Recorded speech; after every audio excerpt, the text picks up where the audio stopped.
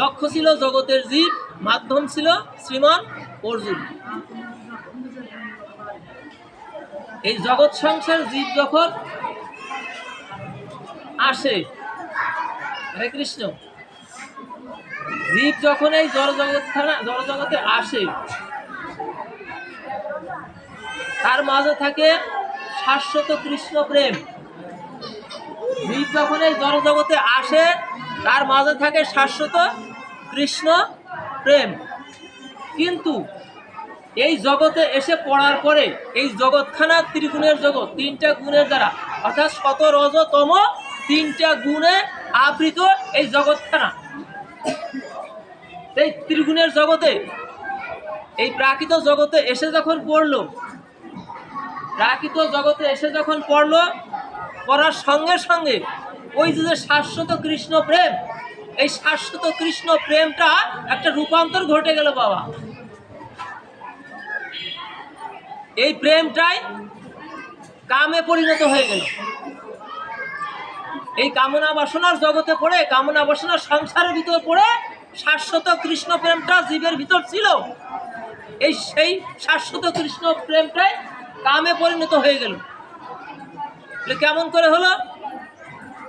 বলে দেখুন, এক বালতি দুধ আছে পিওর, একেবারে খাঁটি এক বালতি দুধ। এই দুধের ভিতর যখন আপনি সামান্যতম একটু তেঁতুল মিক্সার করে দিবেন, সঙ্গে সঙ্গে কি হবে বাবা? দুধটা কি হবে? দই হয়ে যাবে, রূপান্তর ঘটে গেল বাবা। দুধ তো খাঁটিই ছিল, কিন্তু দই হলো কেন? কারণটা ছিল ওই তেঁতুলের মধ্যে। রাধে রাধে, হরি বলো। ঠিক এই জগৎ সংসারে এসে পড়ার পরে এই সংসারের মাঝে আছে, এই প্রাকৃত জগতে আছে কি আছে? তিনটে গুণ, শত রজ তম। যখন এই রজ ও তমের ভিতর জীব পড়ে গেল, তখন কি হলো? ওই রজগুণের দ্বারা কি হলো? ওই যে শাশ্বত কৃষ্ণ প্রেমটা তখন রূপান্তর হয়ে কামে পরিণত হয়ে গেল। তখনই এই সংসারে এসে আমার সংসারের ভিতর পড়ে সব কিছুর প্রতি আমার একটা লোভ জাগলো, লালসা জাগলো, জড়বস্তুর প্রতি আমার একটা আকর্ষণ হয়ে গেল বাবা। এটা ছিল না।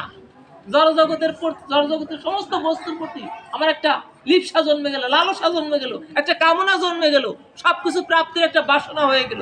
কিন্তু এটা ছিল না। ওই যে রূপান্তর ঘটে গেছে, জয় নিতাই, জয় গৌর হরি বল, রূপান্তর ঘটে গেল। এই জন্য ভগবান শ্রীকৃষ্ণ বললেন, হে অর্জুন, পরম ভূয় প্রবক্ষামি জ্ঞানানাম জ্ঞানম উত্তম ইয়াজ্ঞাতা মুনে সর্বে পরম সিদ্ধিম ইত গতা। যে হে অর্জুন,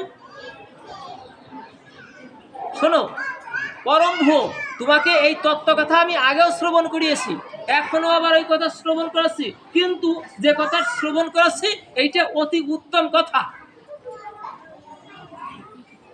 ইদং জ্ঞানমশ্রিত মম সাধর্ম আগতা স্বর্গপি ন উপজয়ন্তে প্রলয়নে ব্যথয়ঞ্চিতা।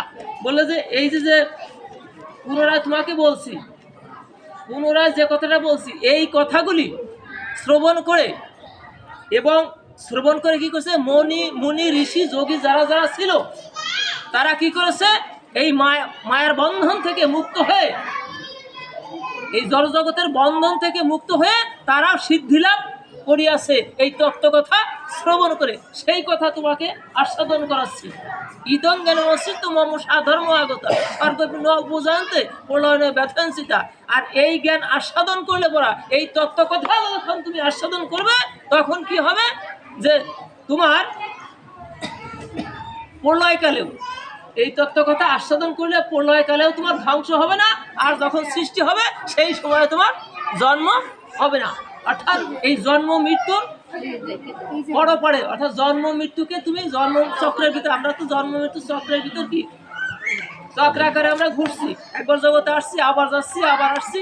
বললো যে তোমাকে এই জন্মচক্রের আবর্তনের ভিতর আর থাকতে হবে না যখন এই তত্ত্বগত আস্বাদন করবে, এই জ্ঞানটা তুমি আস্বাদন করবে। সেই জ্ঞানটা কি? বলে সেই জ্ঞানটাই হচ্ছে দিব্য জ্ঞান। সেই জ্ঞানটা হচ্ছে কি? দিব্য জ্ঞান। আমরা জড়জগতে যত জ্ঞান অর্জন করছি, এইটা হচ্ছে, এইটা তিনটে গুণের দ্বারা, শত রজতম তিন গুণের দ্বারা কিন্তু কলুষিত এই জ্ঞানটা। আর যে জ্ঞান কলুষিত নয় সেই জ্ঞানই হচ্ছে দিব্য জ্ঞান।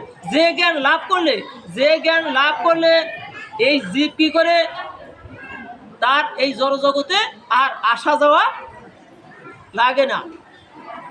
আমরা যে জগৎ থেকে এসেছি সেই চিন্ময় ভগবত ধাম থেকে এই জড়জগতে সেই প্রাকৃত জগৎখানায় এসেছি কিন্তু অপ্রাকৃত জগৎ থেকে এসে পড়েছি প্রাকৃত জগতের ভিতর। আর যখন এই জ্ঞান জীব জগৎ সংসারে এসে লাভ করবে তখন আবার সেই চিন্ময় ভগবত ধামে জীব ফিরে যাবে। সাগরের থেকেই জল আসে, সাগরের থেকে জল এসে নদী কি করে নদীতে ভাসমান অবস্থায় থাকে, এই নদীতে ভেসে বেড়ায়, আবার এই ভাসতে কি করে একসময় এই জলই আবার সাগরে চলে যায়। এই জীবের জন্ম মরণটা হয়েছে তদ্রূপ। আমরা যেইখান থেকেই আসছি আবার সেইখানেই আবার ফিরে যাব। জানি তাই জয় গৌর হরি বলো।